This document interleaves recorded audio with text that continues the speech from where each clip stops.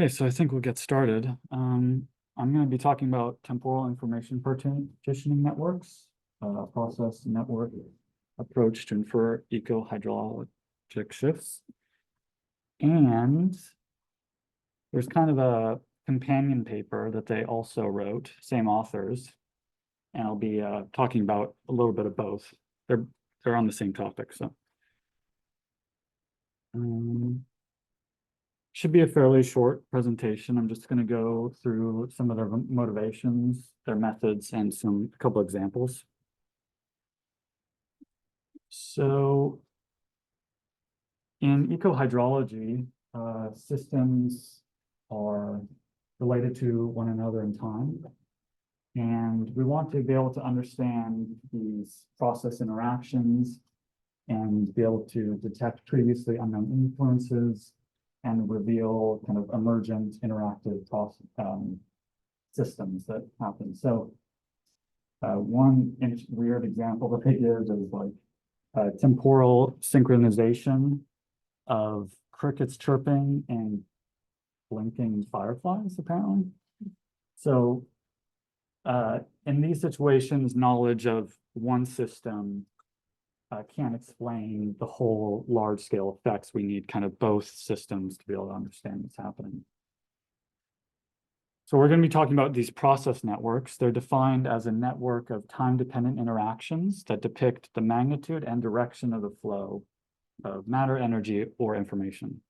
So we're going to be talking specifically about information with Shannon entropy, since it can detect nonlinear and weak dependencies that occur in these natural systems. One specific measure that we talked about previously is this transfer entropy. But transfer entropy doesn't exactly do what we want because it can't give us information about multiple interacting influences. So in the case where there's multiple variables acting on a system, we can kind of decompose these relationships into synergistic, unique, and redundant information. And I'll talk about that soon. But I just want to go over to this paper because they have a nice example of what they want. So this information partitioning can help us with the physical links between two sources. For example, wind speed and air temperature influence relative humidity. We kind of know that they cause relative humidity in some way, some weak way, but the exact mechanisms and how the information and causal effects flow through the system is kind of unclear. These drivers kind of can be independent of each other, acting independently, both driving the same system, or they may be acting together or redundantly to cause relative humidity.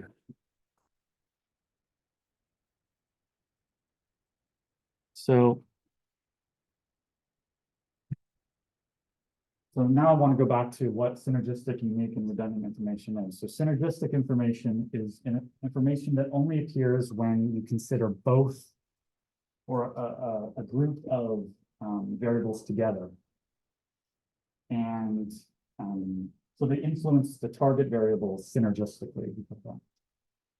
Unique information is information that is only stored in one single variable and not available anywhere else.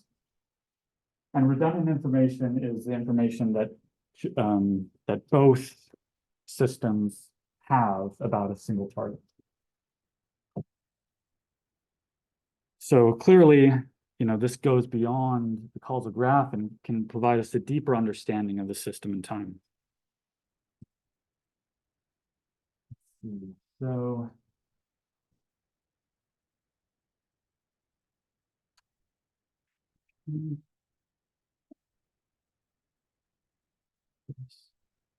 I think this gives a good overview of what this TIPNet method is. T is for temporal. So the nodes are time series variables, and the links are time dependencies. And the networks, we want them to evolve over time because these relationships are changing over time. And then I and P is information partitioning. So we want to understand the mutual information in terms of unique, redundant, and synergistic components. And then the network, that's obvious. It's just we want to build some sort of causal graph and denote their magnitudes and such. Okay, so if we have a set of variables for which we have measured time series, we seek to characterize the strength and timescales of their dependence.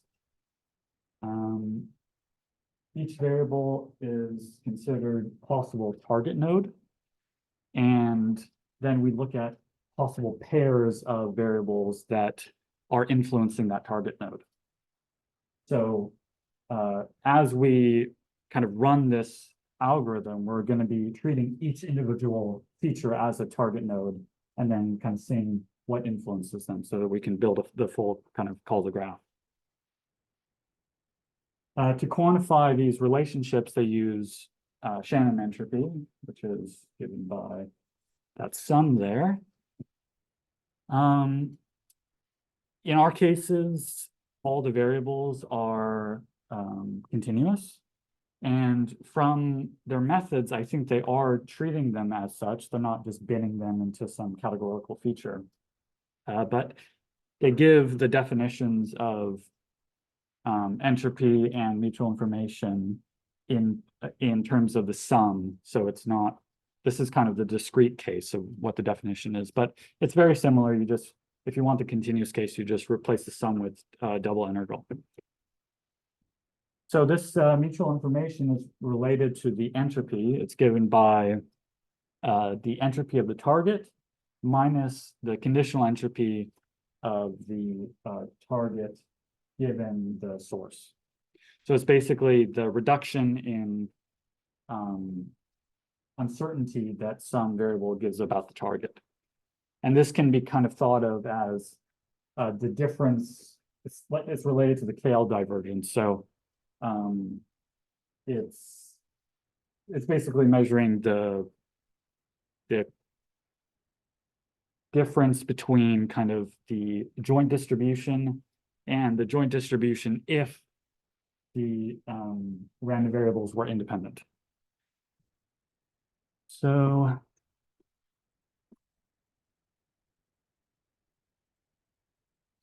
these are temporal variables, time series. So they define the kind of dominant time scale. So they're looking at a bunch of different lags, and they define the dominant time scale tau as the maximum mutual information. It's defined as the time lag which gives the maximal mutual information to the target. Okay, so now we have the basics of information theory. So now we want to go beyond information theory to this information partitioning, which was developed by Williams and Beer in 2010. So we have that the mutual information between the target and two sources is given by the unique information given by one source, plus the unique information given by the other source, plus the redundant information that's given by both sources, plus the synergistic information that's given together by the sources. And their paper is called non-negative decomposition of mutual information. So they want to keep U1, U2, R, and S all as non-negative values. Okay, so we have two more equations that we can write down. We have that the mutual information of one source and the target is the unique information that that source gives, plus the redundant information that that source gives and the other source gives that's not in the system. And the same thing for the other source. So now we have 1, 2, 3, 4 unknowns, but only 3 equations. So we have to figure out a way to estimate one of these quantities before we can actually kind of figure them all out, or any of them out. So there's a million papers on this. I've read maybe 10% of them. They're all very interesting. So there's a bunch of papers that try to measure the redundant information, and a bunch of papers that try to measure the interactive information. Unique information, I think, is more rare, but I'm not quite sure about that. So they define so in this paper they add this additional equation to solve their system, and they're basically measuring the redundant information between the two sources. So they define it as Rmin plus IS times RMMI minus Rmin. So it's kind of a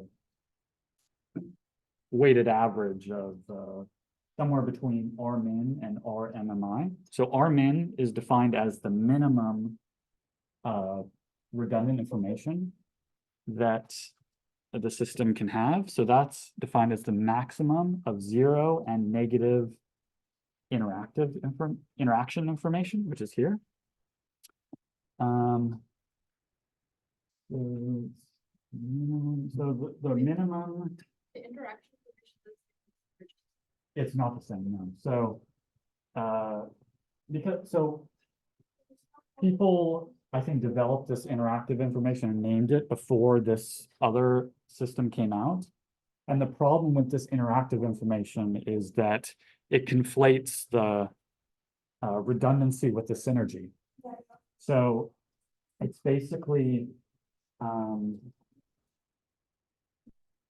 okay, it's here. It's basically equation 3 minus equation 4 minus equation 5. So it's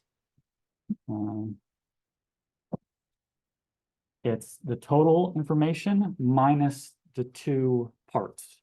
So if the total information is greater than the sum of its parts, then there's some synergistic information, we say.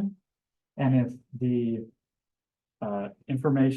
total information is less than the sum of its parts, then we know that there's some redundant information in there.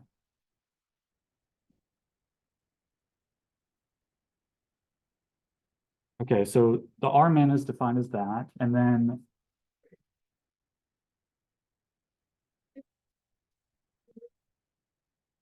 yeah, so it's not really related to the synergistic information. So it's Rmin is the minimum, it's the lower bound that they're given that the redundant information can have. So this II thing here is the interactive interaction information, which is totally separate. I mean, it's not totally separate. It's separate from the synergistic information. It's related to the synergistic information because, well, I think when they developed it, they tried to make this synergistic information, but the problem is it conflates this redundancy with synergistic information. So it can be negative, which means that there's more redundant information than there is synergistic information. So it's not that interpretable, I'd say. So we want to kind of decompose this interaction information into redundant and synergistic, basically. So we have the lower bound. Now we want the upper bound, which is RMMI. It stands for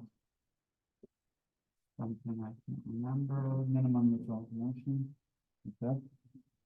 So it's just the minimum between each mutual information quantity. So obviously, if obviously the redundant information can't be greater than one of the individual information, so that's why that's the upper bound. And basically, they're just computing their redundant information as somewhere in between those bounds, based on this scaled normalized source dependency, which is just the mutual information between the two sources, and normalized to be between 0 and 1.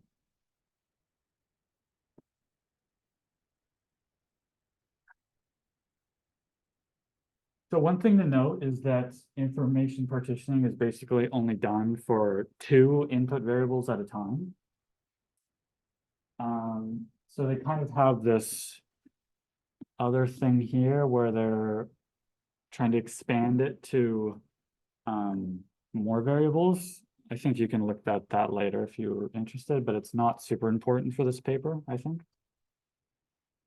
The problem is, and why basically no one has ever dealt with 3 source variables at once, is that you would have 18 unknowns and only 7 equations. Plus the interpretability of something like interaction information breaks down even further. So for example, if you have an XOR system of 3 variables, and they're independent, then the interaction information is 1 bit.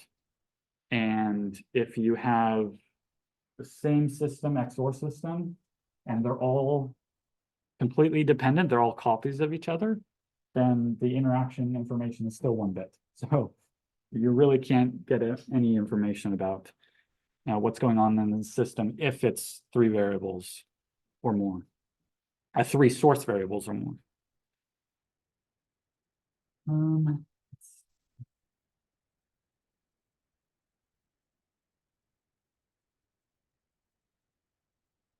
Yeah, I think that's all I want to talk about there.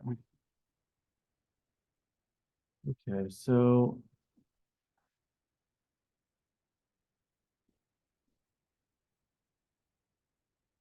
now I'll just go through this quick example here. So they begin by defining their system, basically. They have these arrows going towards the target, and they have the individual mutual informations between each source and the target, given by these magnitudes here. And then they have the total mutual information between 2 pairs, or each pair of the system and the target. That's given here. And then they have the source dependency graph as well. So from these values, they can compute D, E, and F, which is the redundant, unique, and synergistic information.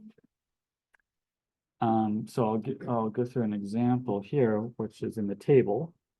So they start off by basically measuring the sum of the source dependencies with the target. And then they calculate the joint mutual information between the source dependencies and the target. And then they they get the dependencies among the sources. And then for R min, they calculate it as the negative of column 3, so this one here, minus column 2, or 0 if it's negative. So 7 minus 5 is positive. No, it's the opposite way. So it's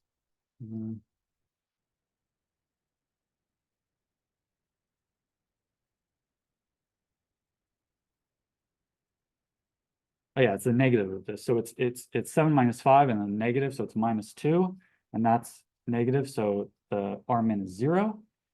And then 3 minus 4 is positive. You take the negative of that, so that gives you 1 here for R min. And then 3 minus 3 is 0. So that's the lower bound on the redundant information. For the upper bound of redundant information, it's just the minimum of part A in the figure. So the minimum between the 2 sources that they're computing. So for this one, they're measuring x1 and x2. So they have the minimum of 3 and 2, which is 2. And then for x1, x3, x2, x3, the minimum is just x3, which is 1. Okay, so that's the maximum of the redundant information. And then they calculate their actual redundant information given those bounds. And then the unique information and the synergistic information is just calculated given the equations that I listed, that they listed up here, plus, you know, that they already calculated the redundant information, so they can calculate the rest. What do you mean if the bounds don't match? Well,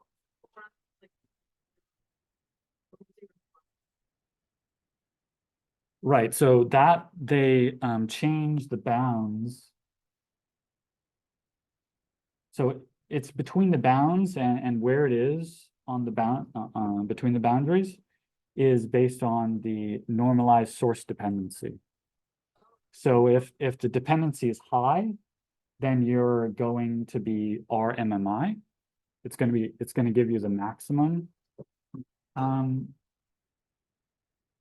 if the source dependency is 0, then it'll just give you the minimum redundant information. Yeah. Mm-hmm.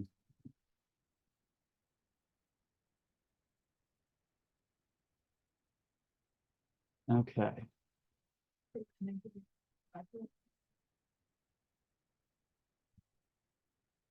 just didn't remember that formula. Yeah. So they have the values of the formula here. This IS here is giving you the normalized source dependency.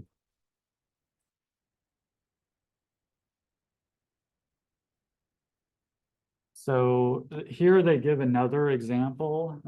They're basically just listing this equation here, a set of equations here, which is just basically the structural equation model for, they say, 5 nodes in this system.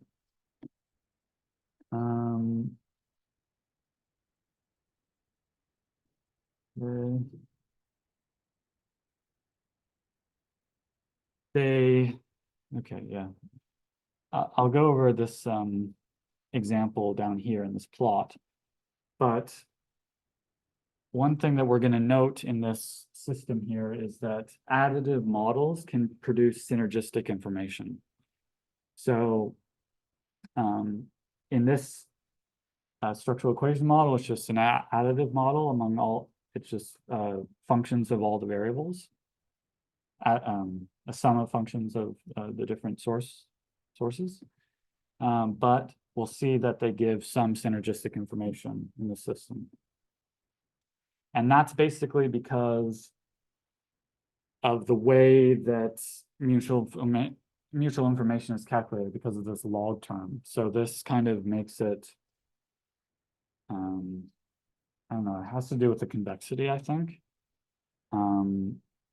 But there's this paper by Barrett or Barnett, I can't remember which one, but they talk about how variance might be more interpretable for some of these systems, because if you're decomposing the variance, then you won't get this weird thing where additive sources create synergistic information. Okay, so in this example, they're kind of slowly adding kind of connections in the graph and seeing what happens to the redundant information, synergistic information, unique information, and transfer entropy. So for transfer entropy, it's kind of just giving you all the correct answers, but notice, you know, it's less interpretable because you don't know what's unique, what's redundant, what's synergistic. So in our case, we know that X1 is giving only unique information to X4, and there's no redundant or synergistic in this information in the system. This is basically just a simulation study. So they have 5 simulation studies, and they're slowly adding arrows in the graph and seeing what happens to each value here. So this x-axis is the number of links. So one, this first column corresponds to A, and then B has 2 links. It corresponds to the second column here. And then we've got each. Right, I just can't see the difference in the. Yeah, so the top is transfer entropy. The second one here is unique information. What is X? Is S1? X is the source. So S is the column here, or the y-axis here. Okay, so the transfer entropy from X1 to X4 is just this, this magnitude of the circle here. It's 4 4 is always the target, yes.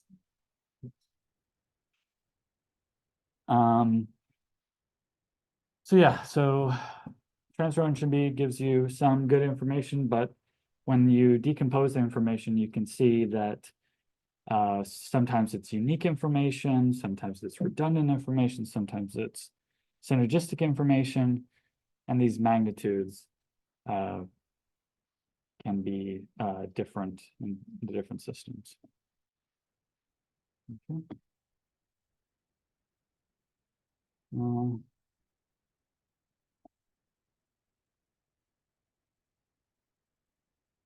So basically this is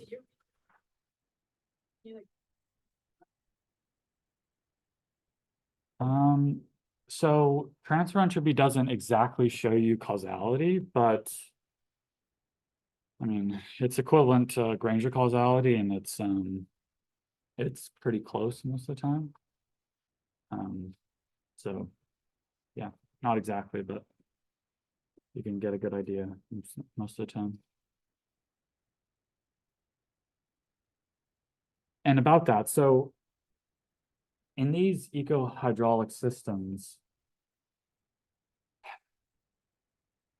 the graph might not even be meaningful a lot of the time. So you might have some system, X1, X2, and then your target Y. And, it could be like this, or it could be X2s on top. And it's really almost impossible to know which one of these is correct because of the extreme correlations between X1 and X2 and kind of the really weird distributions that you can get out of this sort of data. So even though normally people would say, okay, you can definitely tell between these distributions, in practice, in this data that they're dealing with, you can't really. It's going to show you, like, it's basically going to show you that both are conditionally independent of Y given the other, because they're so close to each other.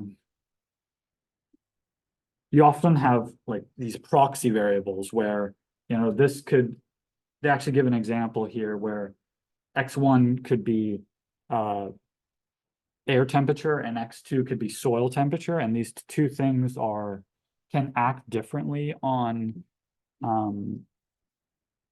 radiation, like net radiation, but they're so similar that it's kind of hard to parse out if you just want to call the graph. That's why we want to look at the full information that the system gives in terms of like redundant information and synergistic information and such. So a lot of people in machine learning, for example, wouldn't care about redundant information because they only care about getting really good predictions. And for good predictions, you don't need any redundant information. But in our case, we do care about that. Can you help go up? Let's just look at synergistic. So if you look at that bottom graph, Yeah. go down a little bit. Let's look at green and red.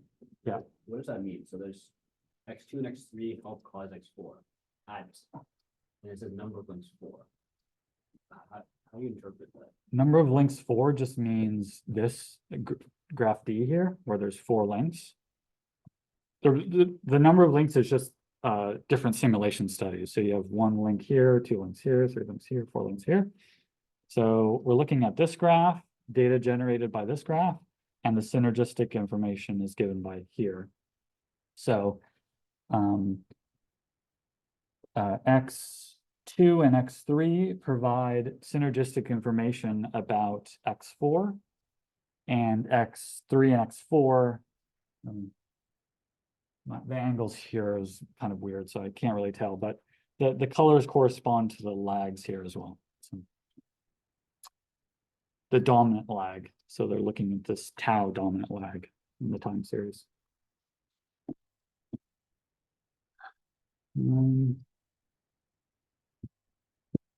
So in that example, it really shows you that, you know, we can capture the dependencies at the correct time scales, but we want a more nuanced characterization of the system. And we can get that through quantifying this unique synergistic and redundancy measures.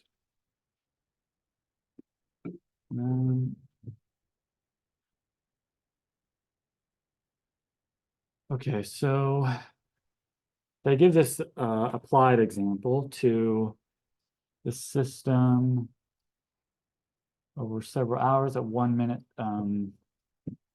observation frequency. And they're looking at precipitation, wind, evaporation, radiation, and yeah, so they're looking at the full system of that and how they influence each other. I won't go through this too much, but you'll notice that I haven't really talked about this time varying aspect. So up here, you know, they want these networks to evolve over time. And to get that, they're basically just breaking up the data set into chunks. So we analyze over 180-day time period for April to October. And they separate the daytime and the nighttime periods by sunrise and sunset. And further, yeah, partition, yeah. So they're basically just, they have very high frequency data, so they can partition the data set into a bunch of different chunks and see how these relationships of these atmospheric variables change over time. You kind of need a lot of data to be able to do this. Each chunk, I think, has like 400 data points or something along those lines. So yeah, so that's all I wanted to discuss with that paper. This paper has some extra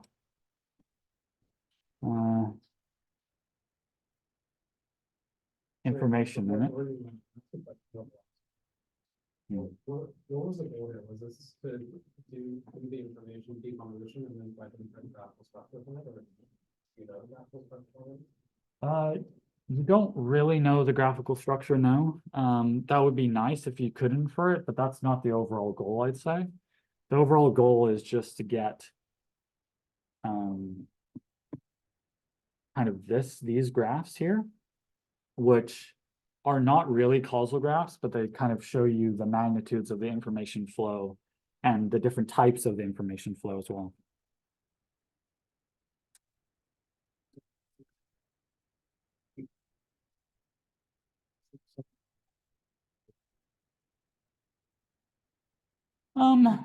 I think that would be fair. I mean, in Vince and I's paper, we kind of use this to show some theoretical stuff about our feature importance metric, but it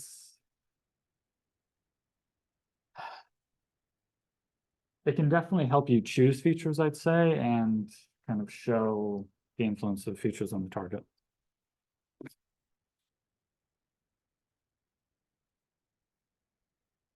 But feature importance usually gives you like one value for, you know, the value of the feature. Yeah. But in these cases, you know, you have like a bunch of different, 3 different values for each, Yeah. and they're kind of Yeah. combined in certain cases. So it's not like a one-to-one to feature importance. Yeah, that's right, so it's an augmented, it's sort of the same. Yeah. And then, do you think we could infer graphical structures with those, like, looking at the. Looks like it might be. Those are based on SEMs. but they're Yeah. based on that, right? Yeah. Looks like.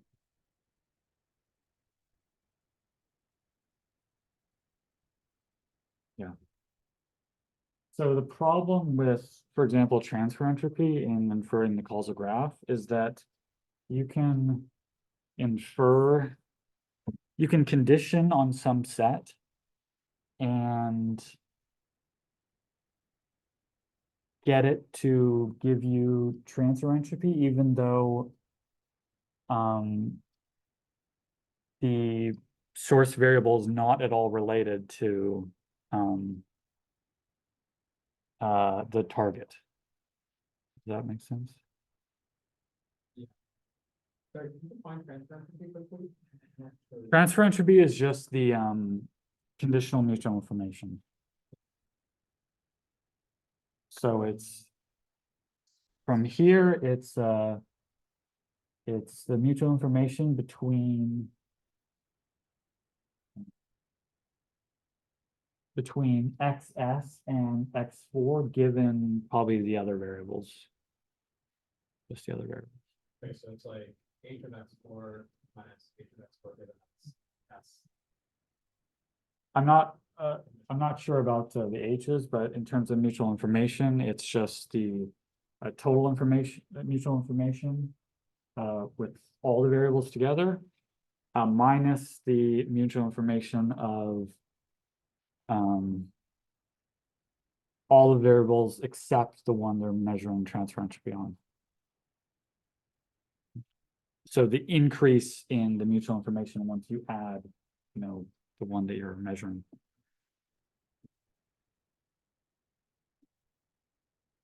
Okay, so here, yeah, as I kind of just mentioned, here they're talking about, yeah, this is the example I just gave. The source condition on the target history provides more information to the target than does the source alone.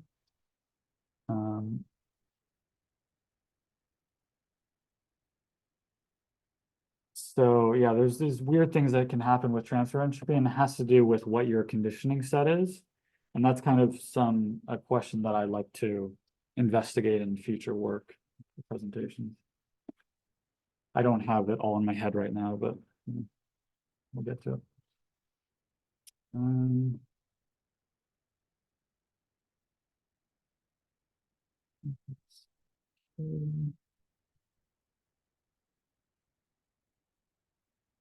So I'll give maybe one or two or three marks.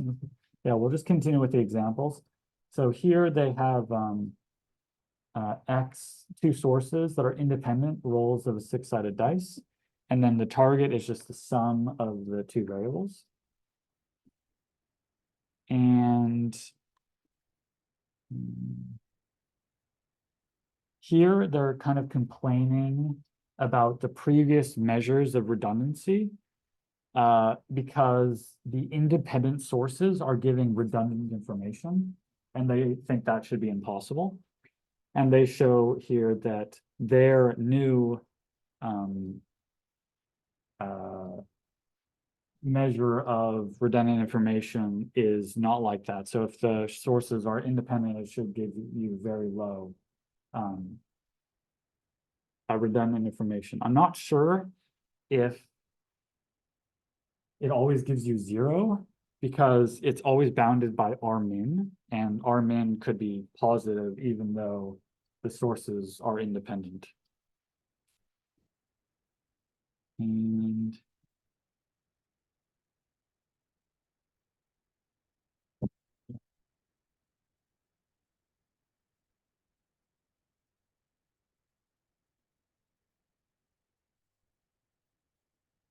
Here they talk about why they want to break up the time series into different sections and then measure the information partitioning on each section. And that's because when you're doing information partitioning on a non-stationary process, it could give you very misleading results.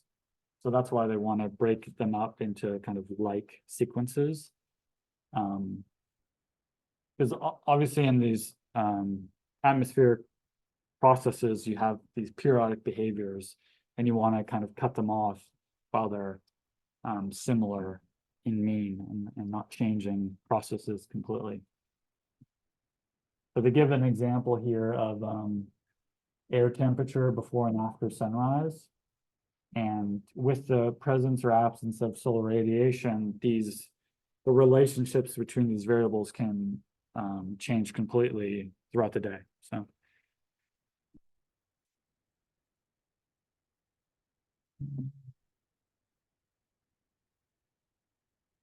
Let's quickly go over this example with Gaussian variables. So for Gaussian, it's nice because you can get the exact kind of mutual information values. And you can kind of provide bounds for the redundancy metrics and the synergistic information. And here they're kind of just doing a simulation study for Gaussian sum. So the target is just the sum of two Gaussians. And here on the x-axis, they're varying the correlation between the two Gaussian sources. And you see here that when the correlation is quite extreme, then the redundancy goes up to 1. I think this is kind of scaled, so it's all redundancy when the rho is 1. And they also plot the same thing for synergy. So when they're independent, synergy is the highest.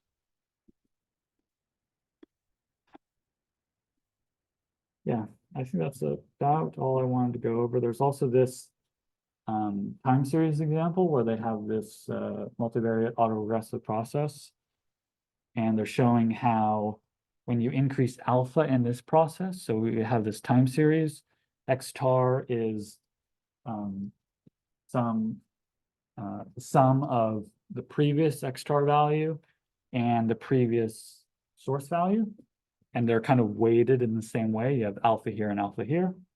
And they're just showing you how, as you vary alpha, the unique interaction information and shared information kind of varies across these this parameter. Yeah, I think that's it.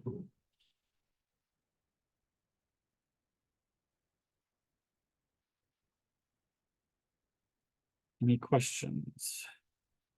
I mean, it's more just understand the main technique. So it's like we have 3 equations. We have the first one is just the definition of how information is broken down into 3 components, and we have 2 other equations, which is when you only consider like single sources. Yeah. And then the goal is to figure out what the contributions of the 3 are, and then you're missing an equation, and then the paper tries to estimate redundancy, right? And then the way it does that is, okay, you have 2 bound. Yeah, it looks like here you're trying to understand how they do this information. Like you have R min, which is the maximum of 0. It's make sure it's non-negative, and then the negative interaction information. That's the part that I'm a little confused about.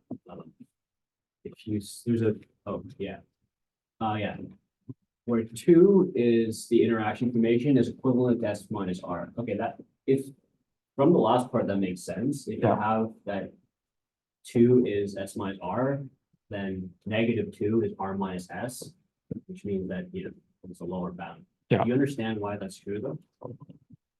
Why well, they're both positive, right? So R minus S has to be an upper bound for.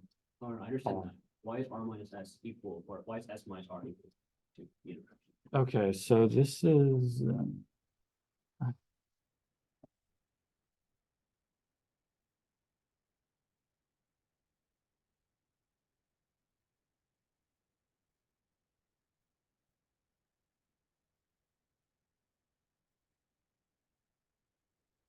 Yeah, I mean, my explanation here, I think I tried to figure out the same thing last night.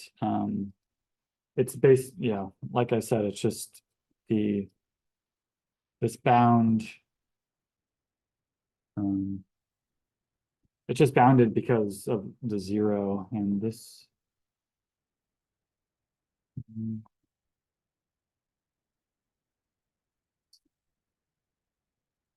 I get why it's a good bound if you have that, like -2 is S minus R or R minus S. I just don't understand why the interaction information, which I don't, yeah, I guess they estimate from the data. I don't understand why that is S minus R. Yeah. I'm pretty How sure.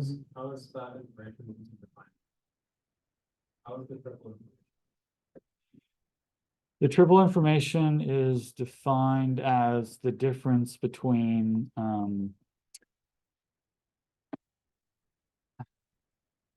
equation 3, equation 4, and equation 5. So you take the total information in the system that's given by the two source variables, and then you subtract by the parts.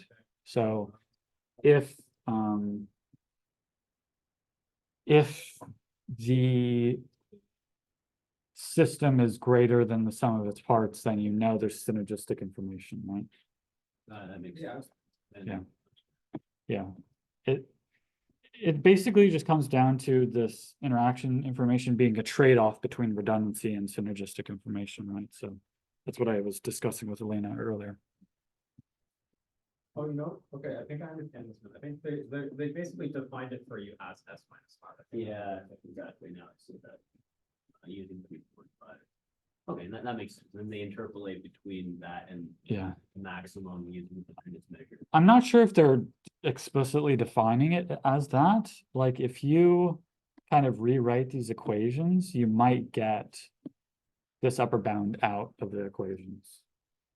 I'm not sure, but You also mentioned there's a lot of papers that do other approaches, like, okay, you have one equation missing here, they're trying to estimate redundant. You mentioned that synergistic is also another approach. Yeah. Yeah, I guess what do you make of the performance of these different approaches? yeah, I don't think there's been many comparisons among the different approaches. I mean, obviously my bias is towards the synergistic approach because, you know, our favorite person, Griffith, has done a bunch of papers on that. And if you don't know who that is, maybe look him up on Wikipedia. It's a pretty cool guy. But yeah, I don't think there's any right answer really at the moment. It's still kind of an active area of research. Can you identify trade-offs, like where one is would perform better than the other? I think it really depends on your goals. So, you know, like they said, they wanted independent measures to be give you zero information or give you zero redundant information, right? So they defined that as kind of their axiom and built off that. But if you have some different axioms, you could kind of get different equations for the different types of information.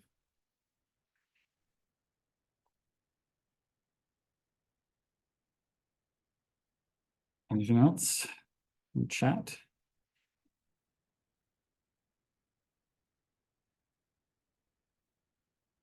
Yeah, Daniel just commented that transfer entropy is more about a predictive measure, and I say that's true because kind of Granger causality is about predictive performance and their equivalent. So it's clear that yeah, transfer entropy is also about predictive stuff. Okay. Thank you.